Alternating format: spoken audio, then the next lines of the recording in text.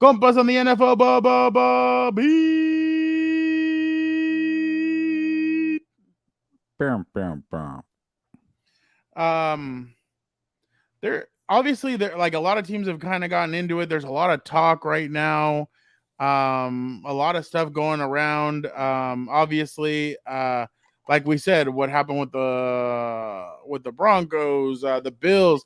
It seems like the AFC is kind of the AFC. Like we all know, they're loaded, and it seems like they're kind of the talk of training camp. I don't know how you feel.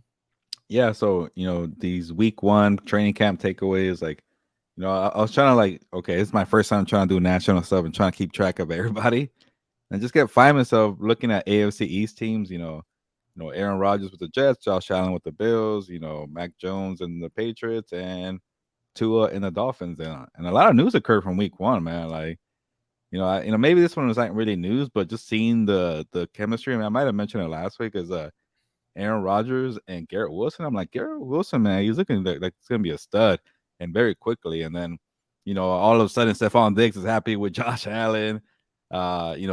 Unfortunately, Jalen Ramsey getting hurt for the Dolphins, and maybe I could start there for now because like before the Jalen Ramsey injury, I think you and I were on the same page of saying they were a little overrated. I don't see the Dolphins as Super Bowl contenders, and Yeah. then now without Ramsey until December, like I know they're being very optimistic. Oh, it's not the whole season. He'll come back. December is a very long time. So it's a big blow. But I just want to say before people are like, hey, of course they're not super contenders. They don't have Ramsey. But before that, I was like, I don't like their team. And I remember one time during the draft, when I had to do like a story saying, these are the first round. These are the teams that don't have a first round pick. What should they do? And for the Dolphins, I gave them a cornerback. In the comments, people are getting mad at me. They have lots of cornerbacks. And I'm like, do you not know injuries happen? Do you not know that depth at position is important to be a Super Bowl contender? And luckily they did draft one, so maybe they'll be okay. But I They just signed never. Eli Apple. They'll be fine. Yeah, that him and Tyreek should be fun. But overall, I didn't like him that much before, and That's I how like him Jalen a got lot hurt less. too, covering Tyreek. Oh, really? That's what it was. Yeah, that's what they said. That's how he got hurt. I had no idea. So was it just like on a go route? He couldn't keep up, or what? I think that's what it was. Yeah. So it just and it was like a worst case. It was the worst case scenario that could have happened for the Dolphins. I mean, I guess worst case scenario is he would have torn his ACL, but still December. And then remember, even if he tries revving it up, Yeah, it takes something time. could. Yeah. So it's just it's gonna be interesting to see what happens with them. But yeah, I'm with you. Like I know I picked the Dolphins as my top five defense because they had some pieces, but now I'm really thinking about it. And I'm like, well, I don't like Bradley Chubb, Jalen Phillips. I mean, the dude has an on and off switch, and I think he uses it a lot. Like sometimes he's really on, and sometimes he's kind of like, eh. Xavier Howard's getting older. I think Javon Holland, I like him. I think that kid is a stud. The safety, right? Out of Oregon. Yeah. I think he's a stud. But there's just some other pieces that I just don't like on there. Now thinking about their defense, Christian Wilkins, I like him, It's but there's good. just some other pieces that I'm not a big fan of, and I think the Dolphins are gonna struggle this year. I don't think they're gonna be as good as what everybody thinks. I think the AFC East could be a 2-horse race, to be honest. And the more I see highlights, maybe I'm just buying into the hype, and I really want to watch Hard Knocks for the first time in a while. Fernando, like, but I'm really starting to like the Jets, and not the Giants, the New York Jets, and I feel like Gangrene, could probably win that division. I don't know how far they go as Super Bowl contenders because you still got to deal with the Bengals and the Chiefs and all the other teams as the Jaguars. But I'm glad you brought up the Jets. uh, you have something. But I just want to say I'm liking the Jets more and more. But seeing Stefon Diggs on the same page with the Bills and then hearing good reports about Dalton Kincaid, I don't know if I'm gonna count out the Bills. So I think it might be a 2-team race there with the Bills and the Jets for the Yeah, AFC East. those are my two teams. But okay, week 1, the Bills come to New York. Week 2, they go to the Cowboys. Ooh, Week 3, the Patriots come there. Week 4, the Chiefs come there. Week 5 at Denver. that's tough. Week 6, Philly comes there. Week 7, they go to the Giants, whatever. The Chargers come there. Then they go to the Raiders, and they go to the Bills. Then they have the Dolphins at home. Yo, those a lot of those games are toss-up games. Like that's a tough schedule to start. I mean, the ending isn't as bad. Like you have Falcons, Texans, Dolphins, Commanders, Browns, Patriots. Like they could go on a run at the end, but that beginning of that schedule is really rough. Like it's gonna be a tough start for them. But Yeah. I mean, like we said, they have a really good team. I'm sure. Like I think they're gonna end up getting Dalvin Cook. To be honest, I think that. Yeah, that's another thing. That'd be pretty Yeah. big. Let me ask you, and I saw this on Twitter, but I just don't know. Devontae Adams, do you think he could really like say, "Hey, I want out.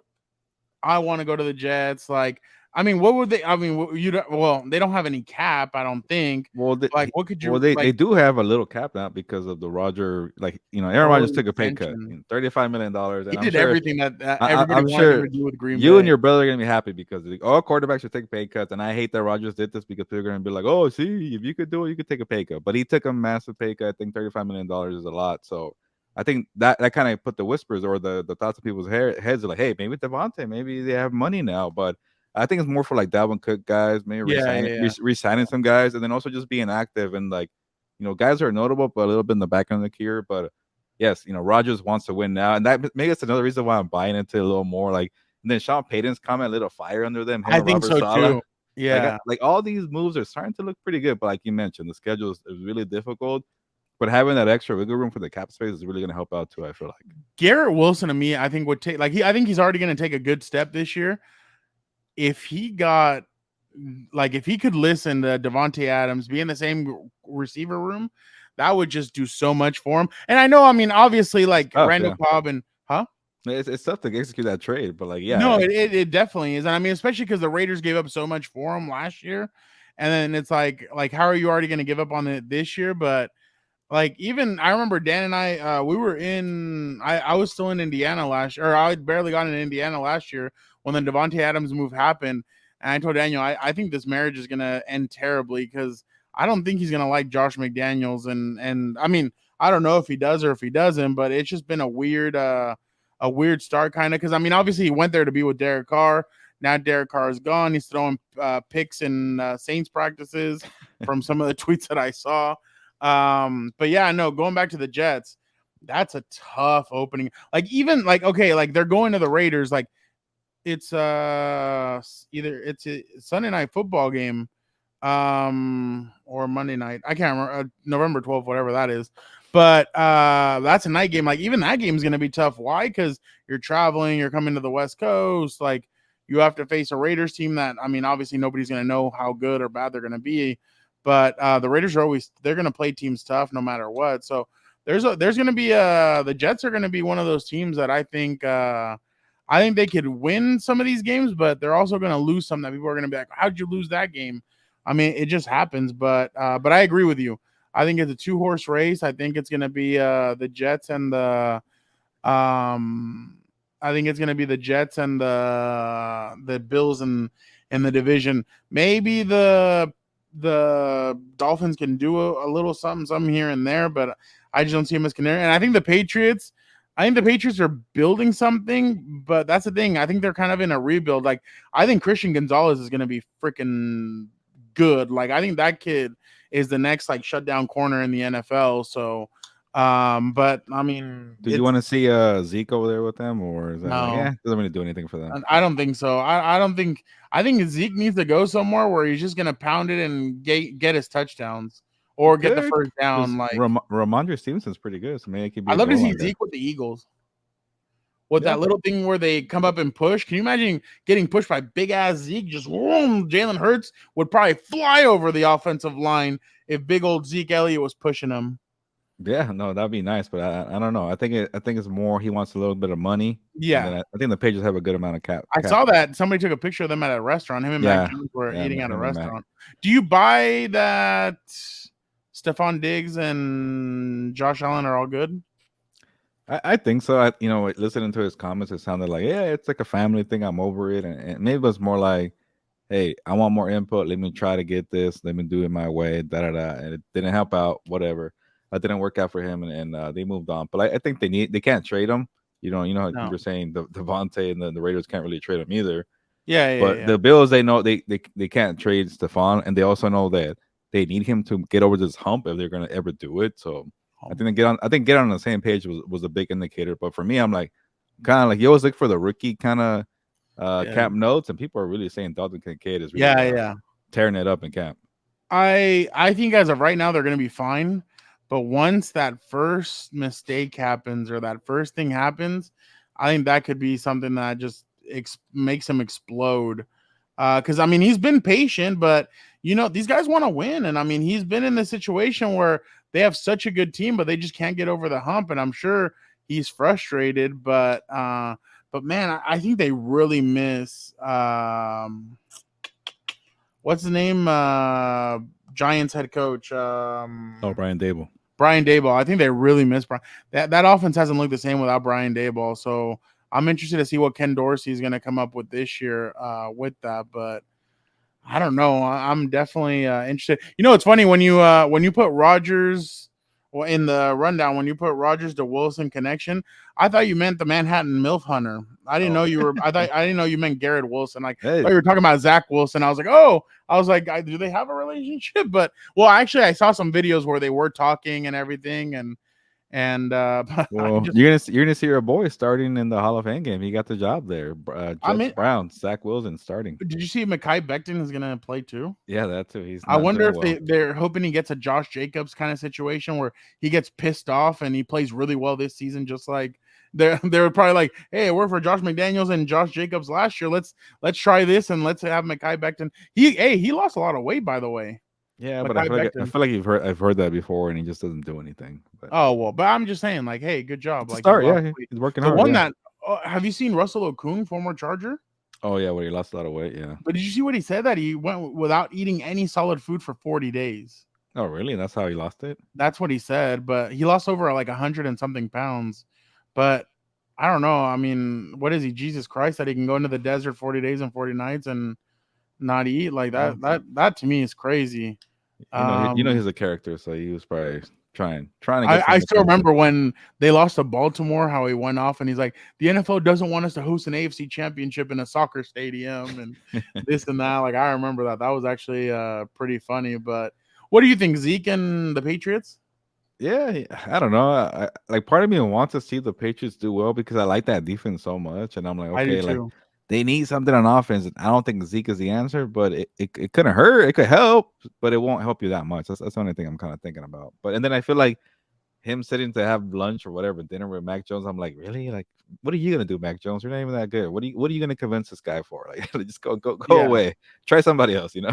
Yeah, no, I completely agree. But what about you, man? No, well, it's been 3 Charger practices. Justin Herbert obviously he's looked great. The dude, there was, yeah, exactly. He got paid. It's funny because they threw Gatorade on him the first practice.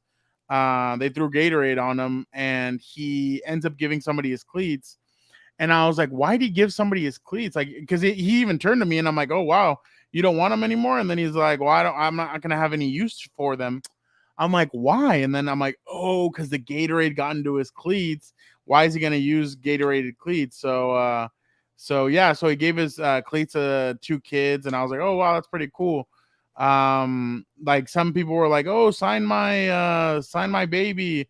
So this other guy was like, oh, date my daughter, and I'm like, what? I'm like, geez, I'm like, you people are crazy. The fence, remember the famous fence? It almost fell over. Yeah. While he was signing autographs. It fell when Drew Brees was there. Remember that? Yeah. So yeah, I mean, some pretty interesting notes from training camp. Obviously, they you can tell they're preparing for more vertical down the field throws.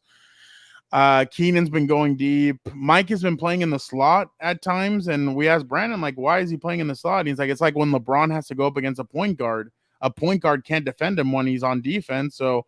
We think Mike can take advantage just that way too. And so I was like, oh, wow. And then Keenan says it only helps me out even more. He's like, can you imagine if we could take advantage of Mike with a small little slot corner? Mike's going to go right past him and be open all day. So you can tell Kellen Moore is really detail oriented. As soon as Justin Herbert comes off the field, first guy he goes to is Kellen Moore, and he talks to him, and they're going over the notes and everything. Obviously, like, people have been asking me, like, oh, how does the pass rush look? I can't tell you. Well, how does the offensive line look? I can't tell you. Well, who stood out from the offense? I can't like the same thing that Brandon Staley said. Like somebody asked Brandon Staley the other day, like, oh, who's a player that stood out?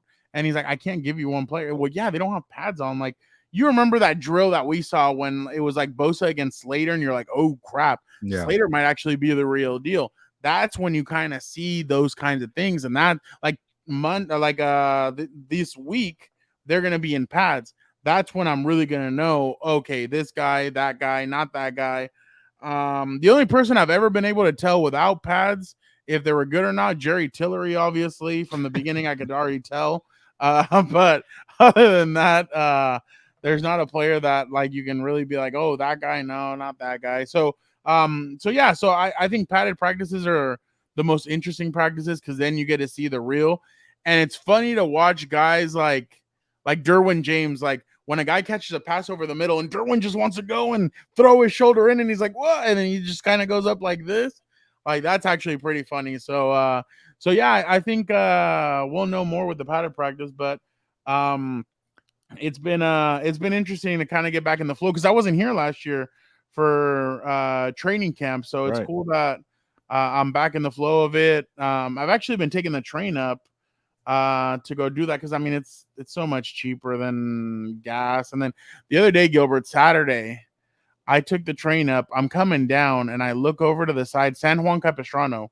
That's when the train kind of comes up and you can see the freeway all the way up at San Juan Capistrano. I'm like, thank God I didn't drive. I'm like, that traffic looked horrendous. Like they were not moving. So definitely glad I took the train. And then on the train, I can work, I can do stuff, and I can get some stuff done. So it's definitely. And then by the time I got to San Diego, I'd already written my story and I'd already sent it in. So so definitely, I think that's an advantage. So yeah, it's been pretty interesting to kind of get a sense of everything. It's funny. I asked Keenan real quick. I'm like, hey, does it kind of feel like you and Justin are at the point that like if you guys put on blindfolds, you guys could find each other? And he starts laughing and he goes, that's how it looks like, huh? I was like, well, yeah. He's like, yeah, no, this chemistry has been built over time and everything. But yeah, I kind of feel like Justin and I are on the same page for everything. That's why I mean, it's just like I said, it's only been 3 practices. But if Keenan Allen can stay healthy, he may be in for a good year again, just because Justin is kind of feeding him. He's getting open no matter what way. Man, there was one where he was up against Asante Samuel and he kind of did a stutter step where he kind of was jogging, kind of turned around, then quickly turns back around again, and he takes off. And Asante goes, "Oh crap!"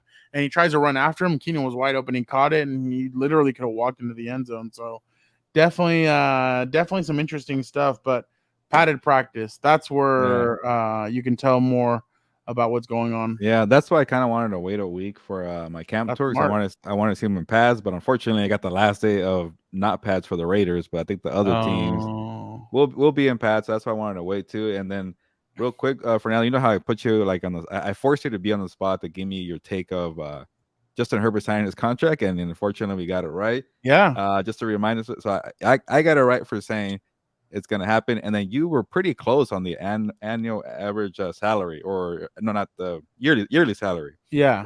And it was, you said $53 million per year, and it was 52.5, something like that. So you're pretty close. I thought it'd be higher. I was surprised about that, but I just wanted to say, good for the Chargers for getting it done, because like when it was like 4 p.m. or not, it was like 3 p.m. on the first day to report. I'm like, what are they doing, man? You don't need to drag this on. This is your franchise quarterback. Just get it done. And I'm like, freaking Chargers. And then like, it came out of nowhere. I was like, okay, good job for them, because that's what you want to do. I don't know what's going on with the Bengals there. Just figure it out and get your guy in.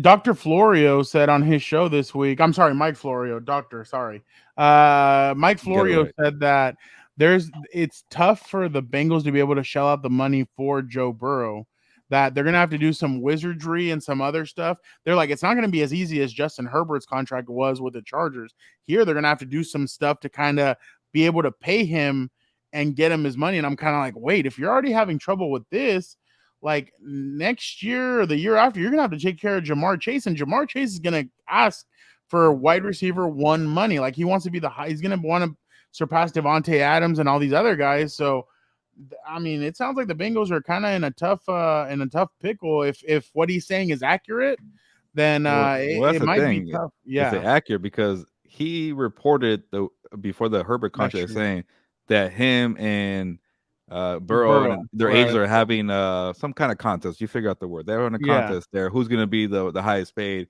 And Herbert was like, I don't care. Like, who's next? Okay, cool. Let's do it. And like that's yeah. what it felt like, that contract, right? So like, that's gonna be like a dragged out thing. Who's gonna be number one? And I'm like, that was so strange that I reported that. And then that was not the case. Maybe that's the case with the Burrow, Bengals, like hey, yeah, maybe Herbert wants to be like that. So maybe it was more like he got it from the one side of the Bengals. Hey, yeah, we gotta wait for Herbert. Maybe he wants to be A1 because he's not A1 kind of thing. But yeah, it was kind of, I think it felt like where Herbert was like, okay, what's next in the line? Just give me that one. I want to play football and call it a day. I got paid like the top player in NFL history, technically, right? For a little yeah. bit. And then that's what it felt like to me. Maybe it took a little longer to get it done. But he did get more money than Lamar Jackson did when it came to the injury guarantee. So maybe that was kind of the hold up a little bit. You know what's funny, real quick off of that? If you listen to Justin talk, he said key words like now I can play free. Now we can get back to football. He didn't want to be a distraction. That's why they got it done before training camp. Can you imagine what Wednesday would have been like if Justin hadn't signed that contract? It would have been all questions, and some people are just don't have any common sense in the media, and they would have asked like Derwin James, why do you think Justin Herbert didn't get his contract signed? Like that would have happened. So get it out of the way. Brandon Staley would have had that too. Everybody would have gotten questions about it. Get it out of the way now and just have him sign his deal. He now becomes the highest paid quarterback. And there you go. Now it's done, and you can focus and move on. So definitely good to see Justin get paid, though. He deserves it. He's the face of the franchise. Gilbert, on Saturday, there was fans. You remember that where they have training camp, Jack Hammett. They were down by the end of the other side of the elementary school that's next to them. Down there, I was like, dude, that's a long ass line. And then it was hot. Like, I was like, why are people in this line? Well, yeah, everybody wanted to see number 10. So it's definitely interesting to see what he's been able to do for this team. There's a lot of fans now. They're like Wednesday and Thursday, they had a lot of fans there watching him. And I ran into a guy when I was leaving. I was gonna get my Uber, and I bumped into him. I'm like, oh, I'm so sorry. I'm like, oh, you're in Saints gear. He's like, yeah. He's like, I'm a huge Saints fan. He's the Charger fan, and it's his son. I'm like, oh, why are you a Charger fan? He's like, oh, I love Justin Herbert. Like, he made me into a Charger fan. The kid's like 8 or 9 years old, and I'm like, oh, wow. And the dad's like, dude, I've tried everything I could to make him a Saints fan, and he just would not become a Saints fan. And I was like, oh, wow. I'm like, okay, that's pretty interesting. So I think that's kind of what's happening, and I think the Chargers are they're benefiting from the Justin Herbert mania in a sense. So he deserved that contract, and now he's going to get rewarded for everything that he does on and off the field. Yeah, no, they got it done, and that was the most important thing.